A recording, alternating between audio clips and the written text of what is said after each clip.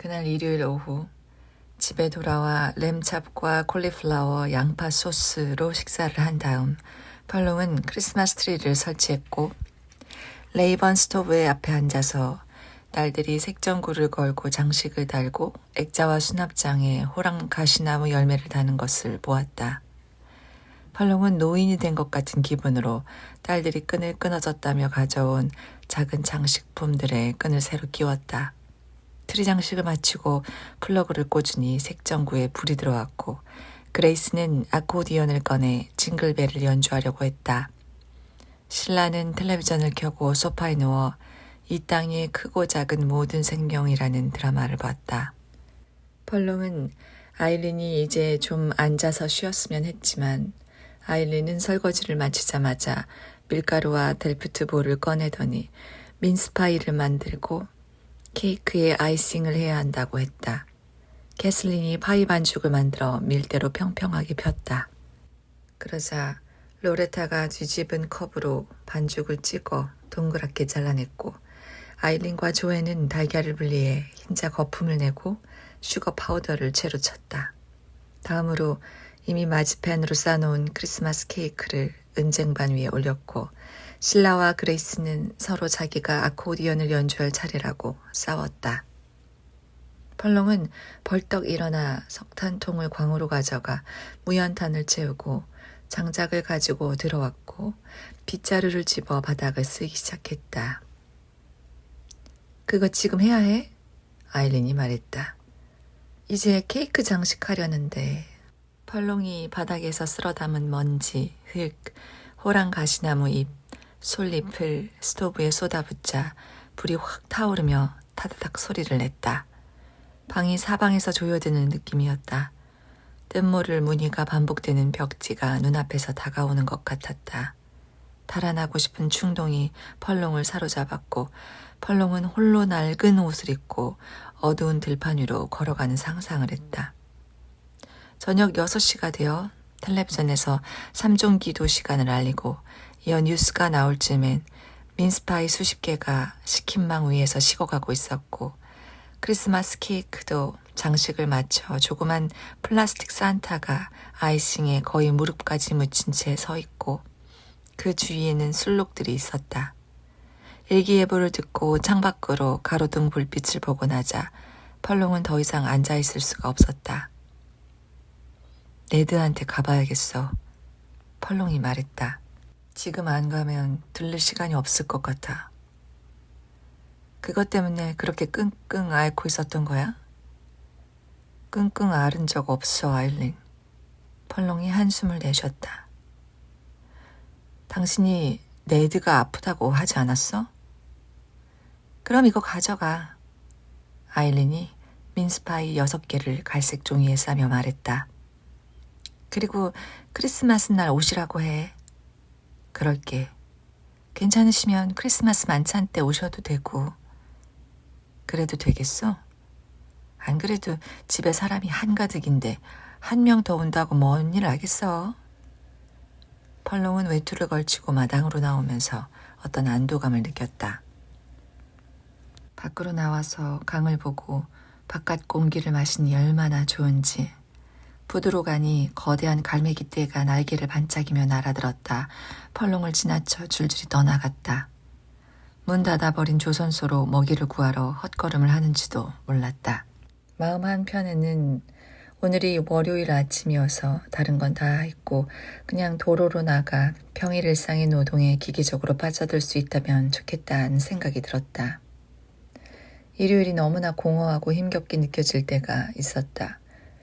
왜 펄롱은 다른 남자들처럼 미사 마치고 맥주 1-2잔 마시면서 쉬고 즐기고 저녁을 배부르게 먹고 불가에서 신문을 보다 잠들 수는 없는 걸까?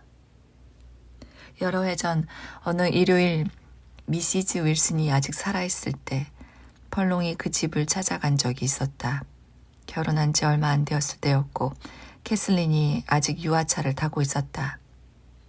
펄롱은 날씨가 좋으면 저녁 먹고 자전거를 타고 미시즈 윌슨을 보러 가곤 했다. 그런데 그날 미시즈 윌슨은 집에 없었고 네드가 부엌 불가에서 흑맥주 한 병을 앞에 놓고 담배를 피우고 있었다. 네드는 늘 그렇듯 펄롱을 반갑게 맞았고 곧 펄롱이 갓난아기 시절 이 집에 왔을 때 일을 회상하기 시작하더니 미시즈 윌슨이 날마다 아래층으로 내려와 요람 속 아기를 들여다보곤 했다는 이야기를 했다. 단 한 번도 후회하지 않으셨지. 네드가 말했다. 너에 대해 함부로 말한 적도 없고 네 엄마를 심하게 부리지도 않았어.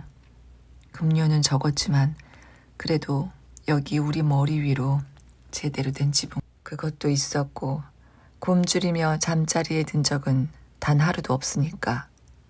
나야 작은 방 하나밖에 없었지만 그 안에 성냥갑 하나 따위 사소한 거라도 없는 게 없고 내가 지내는 방은 내 방이나 다름없고 밤중에라도 배고프면 일어나서 먹고 싶은 만큼 먹을 수 있잖아.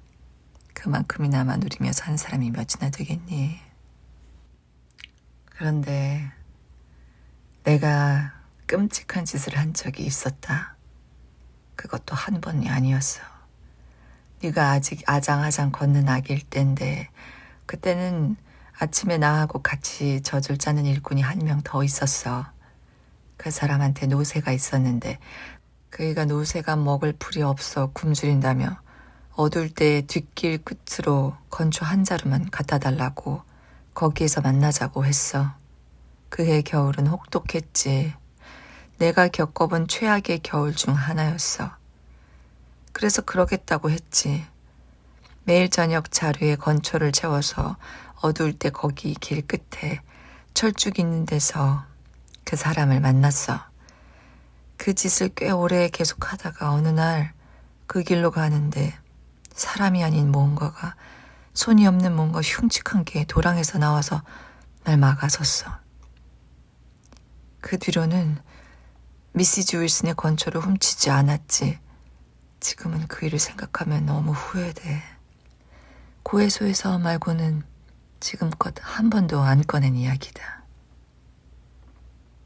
그날 밤 펄롱은 늦게까지나마 흑맥주 작은 병 2개를 마시고 결국 네드에게 자기 아버지가 누구인지 아냐고 물었다.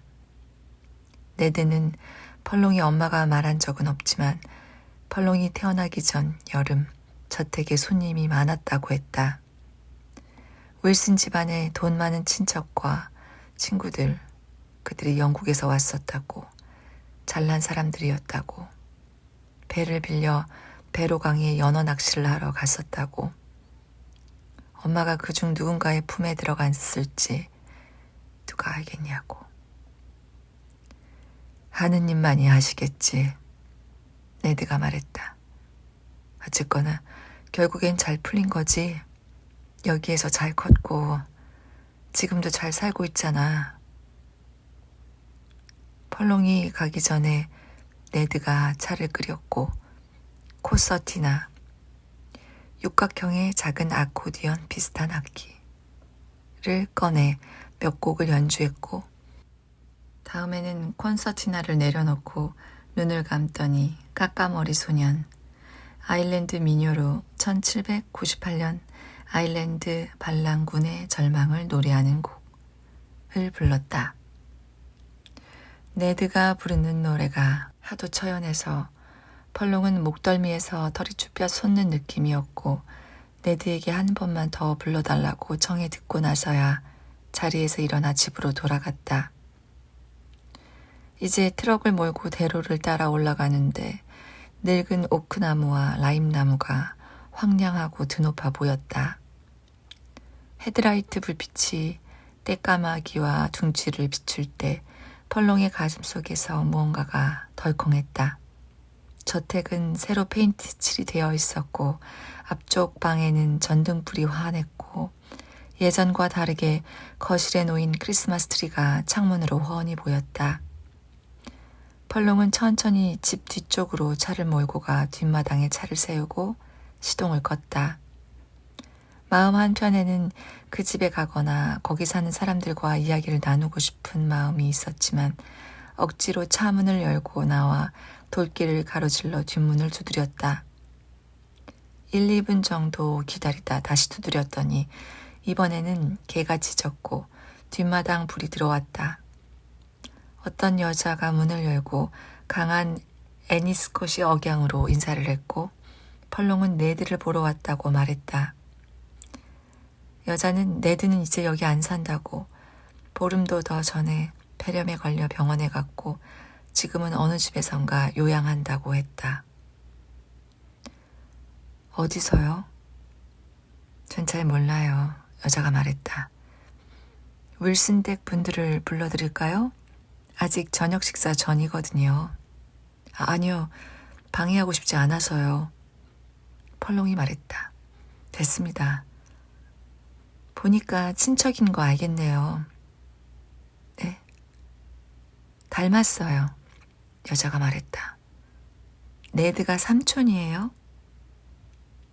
펄롱은 뭐라고 대답할지 몰라 고개를 젓고는 여자 뒤쪽 부엌을 쳐다보았다. 바닥에 리놀륨이 깔려 있었다.